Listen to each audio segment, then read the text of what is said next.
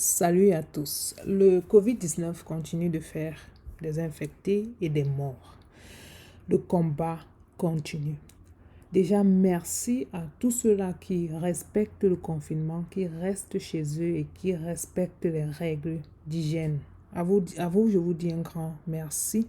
C'est tout ce qu'on a actuellement pour combattre cette pandémie.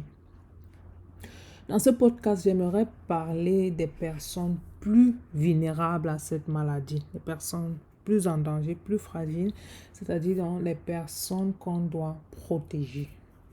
Jusqu'à présent, on n'a aucun traitement officiel, aucun vaccin, bien que les études continuent, bien sûr. La chloroquine semble être une piste, l'avenir nous le dira.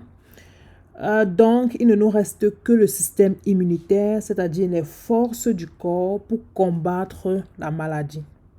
Or, là, certaines personnes sont en désavantage puisqu'on réagit différemment devant des infections. On n'a pas tous les mêmes forces. Et pour mieux comprendre, on va commencer par les bases. Comme vous savez, j'aime bien expliquer en langage facile, bien sûr, car nous sommes sur médecine facile et on veut des patients informés. En fait, le système immunitaire, c'est plusieurs organes. C'est un système qui défend l'organisme contre tout ce qui est étranger, virus, bactéries, parasites. Parmi les organes du système immunitaire, on compte la peau, les larmes, les muqueuses. Ils ont des fonctions de barrière. La peau, par exemple, ça va éviter que les bactéries entrent dans l'organisme. Lorsque certains microbes trouvent quand même le moyen de pénétrer dans le corps, alors d'autres organes du système immunitaire entrent en jeu. En première ligne de défense, il y a ce qu'on appelle la réponse immunitaire innée. Ce sont nos globules blancs qui vont reconnaître l'ennemi et l'éliminer immédiatement. On parle très souvent de phagocytose. Ensuite, on a la réponse immunitaire adaptive. Ce sont très souvent nos lymphocytes. Cette réponse a besoin de plus de temps et nécessite que les cellules ont déjà été sensibilisées, c'est-à-dire ont déjà eu à entrer en contact avec la bactérie. Très souvent, on a aussi des médiateurs, les interleukines, des interférons. Comme je disais, c'est un système très sophistiqué. Ce système sophistiqué ne fonctionne pas toujours de la même façon chez tout le monde. Naturellement, les défenses immunitaires s'affaiblissent avec l'âge. Plus on vieillit, en plus de cela, plus on vieillit, plus il y a la possibilité qu'on fasse d'autres maladies. Le cœur s'affaiblit, on a des vaisseaux qui se rétractent, on est moins fort.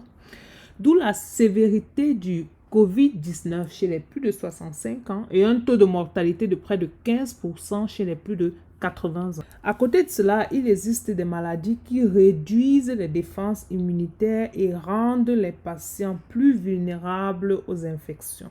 Ce sont les cancers, ce sont les maladies immunodépresseurs, le sida par exemple, où le patient n'a pas de traitement ou encore une charge virale très élevée. Les maladies cardiovasculaires, une insuffisance cardiaque, une hypertension, des problèmes pulmonaires, les fumeurs, ou encore des personnes atteintes de bronchopneumopathie chronique, comme on dit les BPCO ou encore COPD en anglais. Il faut comprendre que le COVID-19, c'est une maladie pulmonaire. Et un poumon qui est déjà pré-endommagé par la cigarette, par exemple, aura donc moins de chances devant une infection ainsi. Pour finir, deux maladies sur lesquelles j'aimerais insister, l'asthme et le diabète.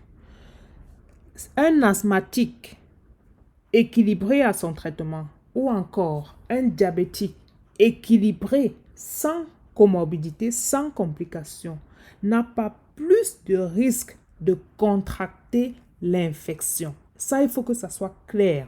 Le problème se pose quand on fait une poussée d'asthme. Alors là, il faudra absolument consulter et ne surtout pas arrêter son traitement. Les ventolines, la cortisol, les asthmatiques, absolument, ils doivent être équilibrés au niveau pulmonaire. Maintenant, le problème du diabétique, c'est quand il a l'infection. Car le diabète, la glycémie a tendance à se déséquilibrer quand on a une infection. Alors, le risque est élevé. Mais quand le sucre, quand la glycémie est équilibrée, quand le traitement d'asthme est équilibré, il n'y a pas d'inquiétude. Mon message de fin sera donc, s'il vous plaît, protégez ces personnes fragiles. Évitez qu'ils contractent le virus. C'était Dr Letty pour une nouvelle mise à jour sur le COVID-19. Si tu veux continuer d'être informé sur les questions de santé ou de maladie, alors n'oublie pas de t'abonner. Je te dis à la prochaine fois.